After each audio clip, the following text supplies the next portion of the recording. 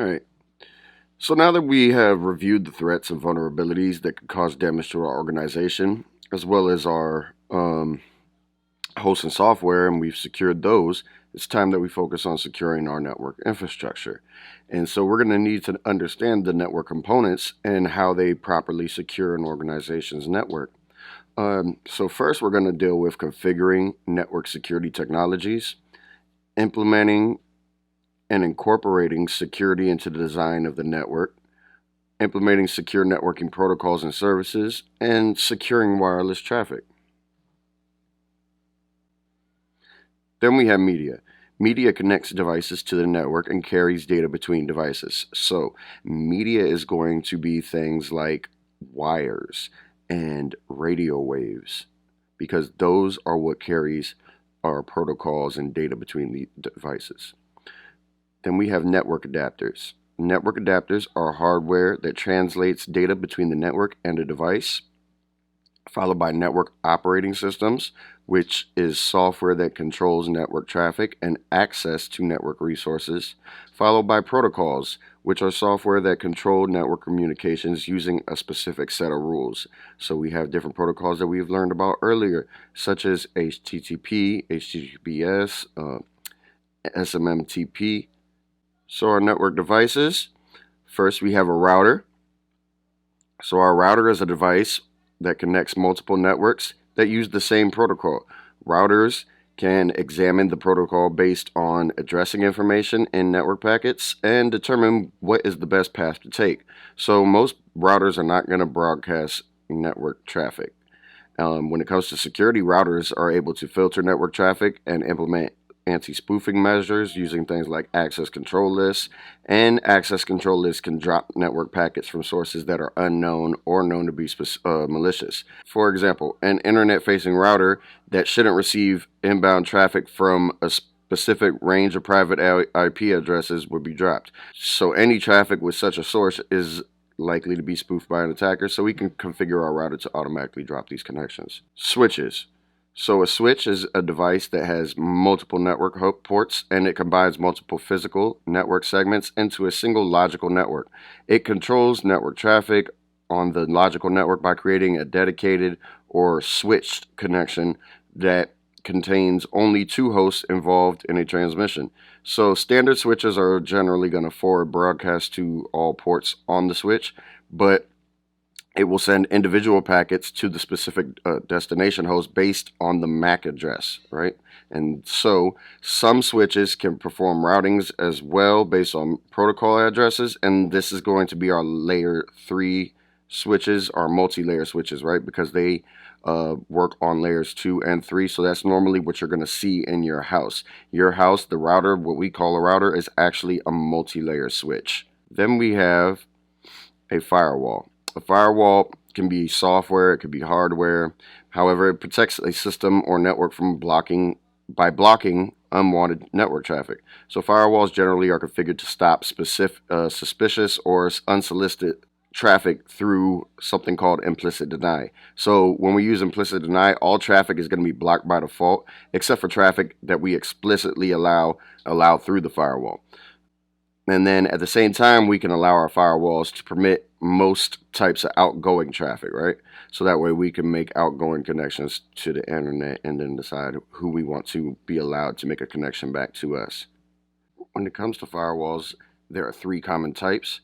There's a host-based firewall, which is installed on a single computer and is used to secure most home computers in general. Then we have a network-based firewall, which is a dedicated hardware-software combination that is going to protect all the computers on a specific network. And then we have application firewalls, which protect network access to a software application. For example, a web application firewall is specifically developed to secure an organization's web apps and other application-based infrastructure from any malicious traffic. You can also set these web application firewalls to filter through things like Facebook and stuff like that for content that is deemed unwanted. Stateful versus stateless.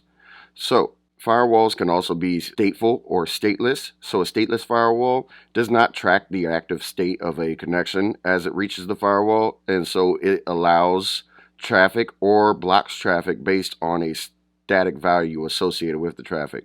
such as the destination or the source port that is coming from.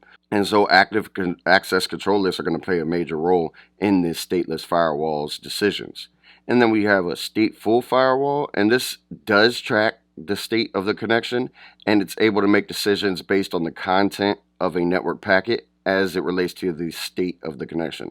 So a stateful firewall is going to be more powerful than a stateless variety. Load balancers. So a load balancer is a network device that's going to distribute network traffic or a computing workload among multiple devices in a network. So by balancing the workload between devices, all the devices on the network are able to perform more efficiently.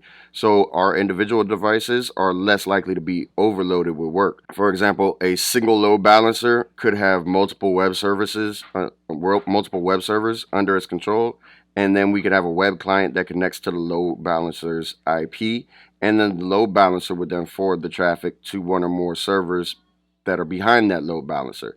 That way, no one web server would be overwhelmed by high amounts of traffic. So then we have load balancers that use scheduling methods to determine which devices to route the traffic to. And we also have something called a round-robin approach, which the load balancer has a list of devices that it can forward the traffic to.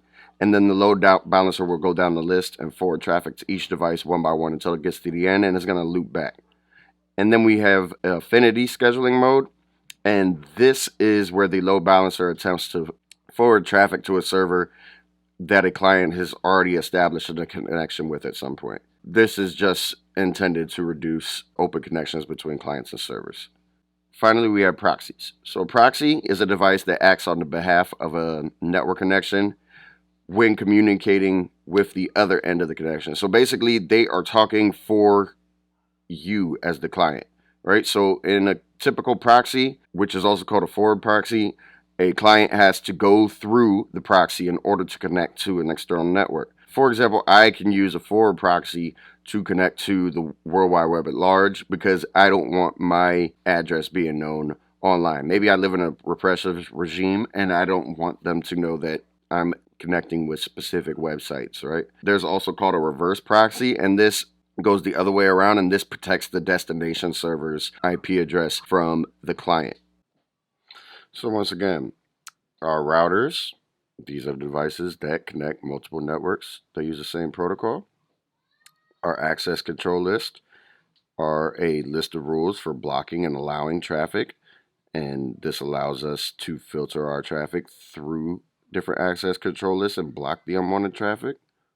Our switches are devices with multiple network ports that combine multiple physical network segments into a single logical network. Our proxies are devices that act on behalf of one end of a network connection when communicating with the other end of a network connection.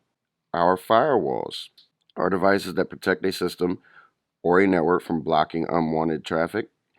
An implicit deny is a firewall mode in which all traffic one way is blocked unless explicitly allowed.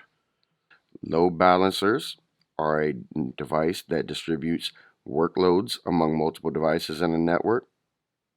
And with load balancers, once again, we can determine where to route the traffic to through scheduling, such as round robin, which forwards traffic to each server on a list one by one, and affinity, which forwards traffic to a server that a client is already connected to. Then we have scanners and analysis tools. Packet analyzers, which are also called sniffers, allow for the monitoring of network communications on a network wire or across a network, and this captures data. Protocol analyzers are devices that use data captured by a packet analyzer and identify types of protocols and applications that the network is using. So a protocol analyzer can help us to reveal malicious traffic that uses specific attack vectors instead of just focusing on the contents of the traffic. So put together, we have tools like Wireshark, which allows for all this.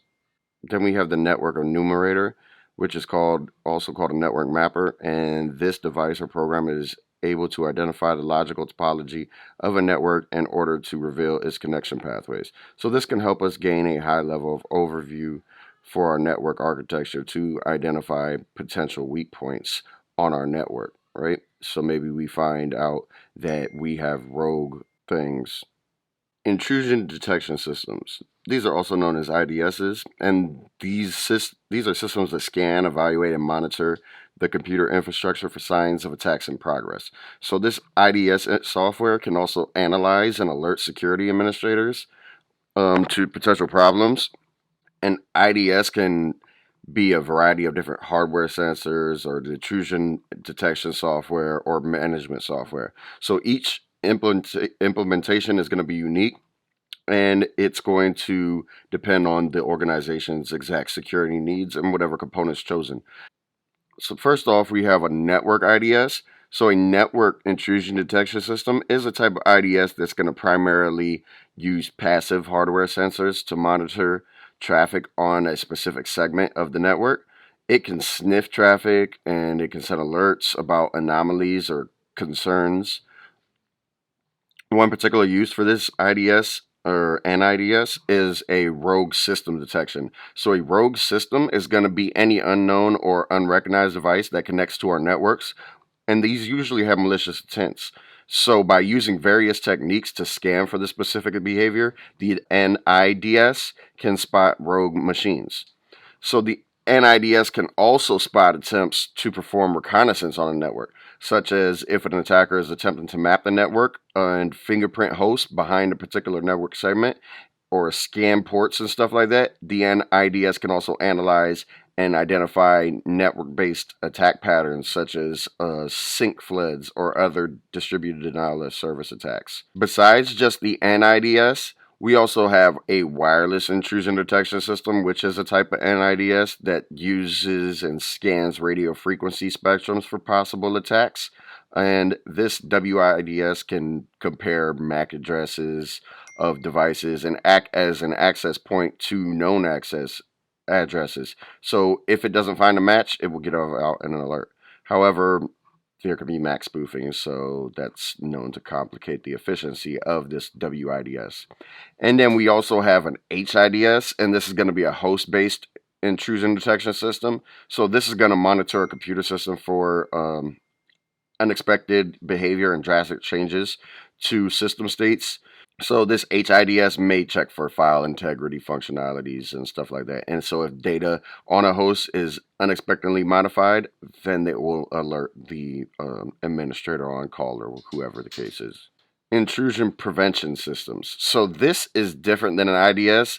It is a system that performs the functions and it has the monitoring capability of an IDS, but it can also actively work to block any detected threats.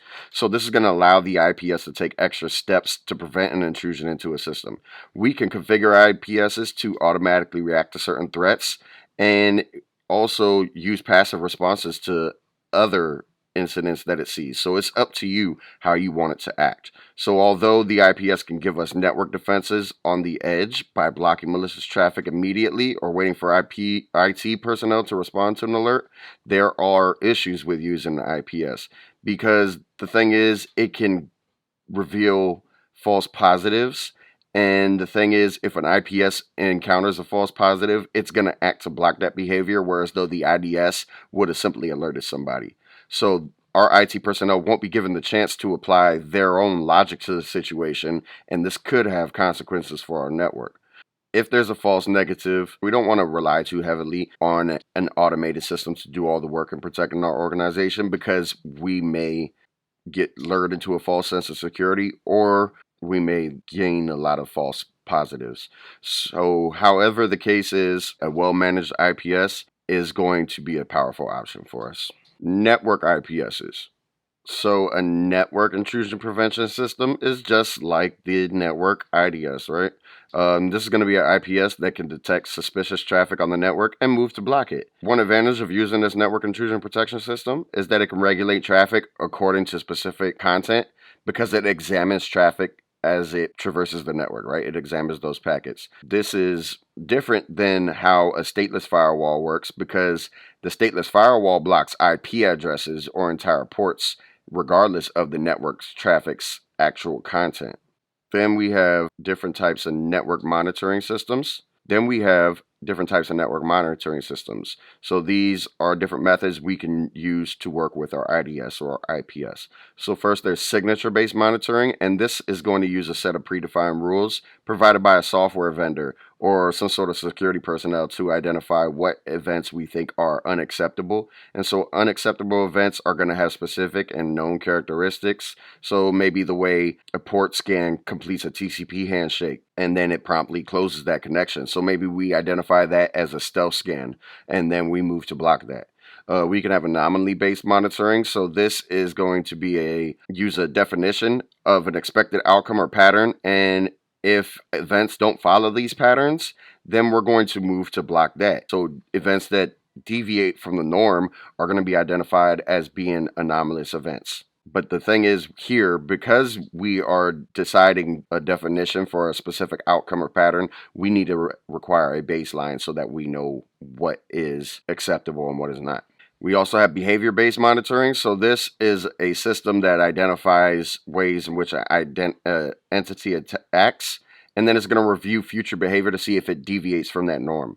So it's going to use behavioral analysis and prescribe a baseline for future expected events. Finally, we have heuristic monitoring. And so this is where the system identifies ways in which an entity acts in a specific environment, and then it makes decisions based on how that environment and that entity are. It could conclude that a specific entity is or is not a threat on the environment based on its behavior and react accordingly. So this is similar to behavior, but it more relies on machine learning type things. SIEMs. So this is security and information and event management. So it's also known as a SIEM. So SIEM solutions are going to provide us with real-time or near real-time analysis of security events, which are generated by hardware and software applications. SIEM technology is going to be used to give us insights into sorts of intrusion detection and prevention. And these can be implemented through software or hardware or cloud services. These SIEM solutions are going to pull security data from a whole bunch of different sources and logs, and most commonly they're going to get these from workstations or servers or routers, even our IDS, our firewalls, all of them. And then we're going to aggregate all of these, and so that we get as many relevant log files that we can into the SIEM as possible, right? And then our security personnel can get a bigger view of the activity in the network rather than just looking at each of one of these log files by themselves. This way we can get adequate context. We're going to have additional features that are allowed into the SIEM. We can get automated alerts. We can get time synchronization. So as part of the time synchronization, we can synchronize all the time stamps of related events so that we get a clearer picture of network activity during a certain period of time, so that maybe we get stuff from this workstation and this router and this firewall all during that same time period that maybe some sort of event happened. We have event deduplication. In some events, they're logged by different systems multiple times, so this way we can eliminate redundant information and streamline our events. And then we have write once, read many, and so this upholds integrity of security data. We can store log files on our write once, read many storage medium and ensure that once the data is written, it can never be modified again. It can only be read. Data loss and leak prevention. So data loss and leak prevention is a software solution that's going to detect and prevent sensitive information from being stolen or otherwise falling into the wrong hands. So DLPs, they monitor data to stop any unauthorized destruction, movement, or copying.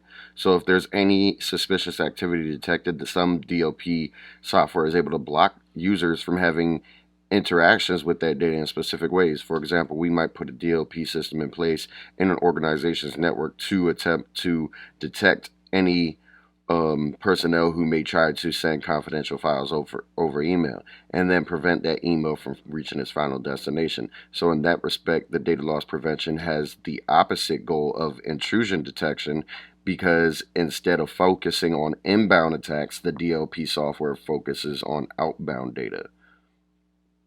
So a lot of times DLP solutions are saw as a network security solution, but they can also function as host protection. Because if a user knows about the DLP protection for an outbound email and they're still determined to remove confidential files from their network, they might be able to access files that the hosts are on and then plug a USB drive and simply copy that data to that drive, then unplug and physically remove it from the premises. However, we can have host-based DLP solutions that can implement USB blocking so that either the entire USB protocol is unavailable to the system, or specific protected files can't be read from the system storage and written to a USB drive. So DLP solutions can be implemented in software, hardware, or even be cloud-based. Virtual private networks. So virtual private networks are a method of extending a private network by tunneling through a public service such as the internet. So a VPN is going to provide secure connections between endpoints such as routers, clients, servers. These are also going to use tunneling to encapsulate and encrypt that data. So there are special VPN protocols that are required for VPN tunneling, security, and other encryption services, and this will depend on what they're using. When it comes to a VPN concentrator, this is going to be a single device that incorporates advanced encryption and authentication methods to handle a large amount of VPN tunnels.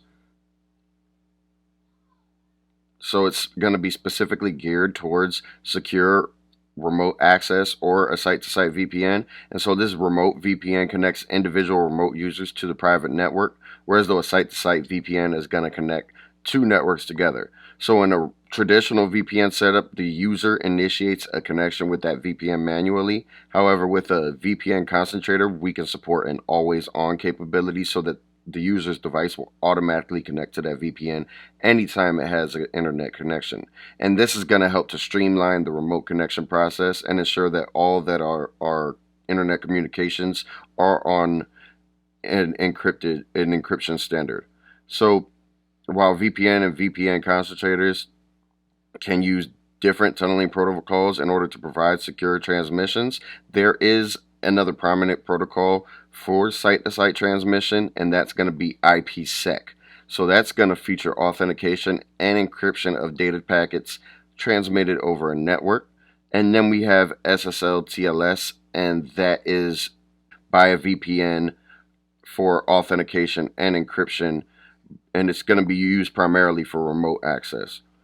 So the biggest thing we need to remember for our Security Plus test is that the VPN concentrator is going to be a single device that is going to handle a large number of VPN connections to a site, right? So maybe all of us are going to connect to Montgomery College or something like that, right? And so that's how it handles so many connections to our remote network. Security gateways. So security gateways are going to ensure that controls are applied to inbound and outbound traffic. There are several different security features and controls that we can use to apply to this traffic. For example, we might use a mail gateway to focus on preventing security threats from entering or leaving a network through email messages.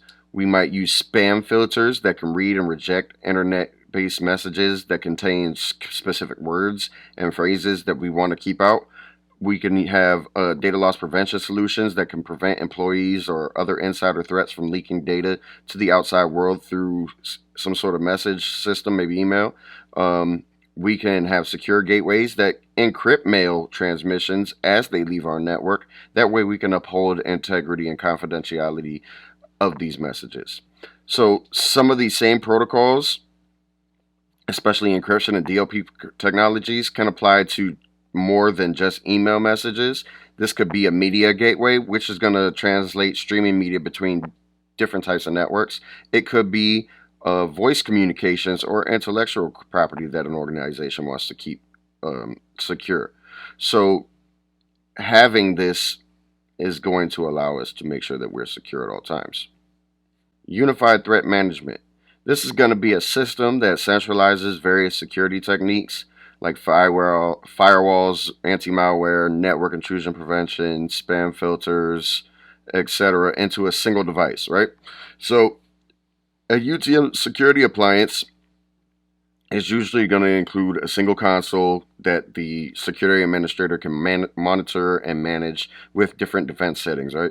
And so the UTM was created in response to a number of difficulties that administrators face in deploying security systems. So managing several complex platforms is going to be uh, costing significant stress and requirements on a system. So the UTM is there to help simplify the security process by having only one vendor and requiring only a single streamlined application or function.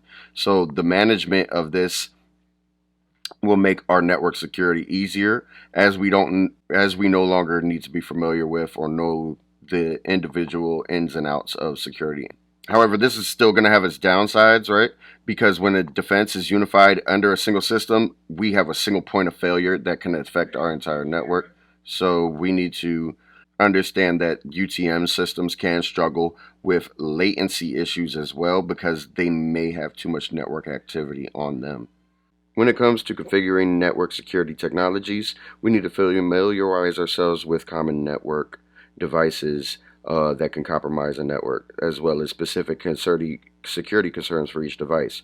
We want to implement network scanning technologies like protocol and packet analyzers to stay up to date on the state of traffic in our networks. We want to implement intrusion detection systems to help identify unwanted network behaviors. We want to be aware of the risks of using active intrusion prevention devices, especially false positives.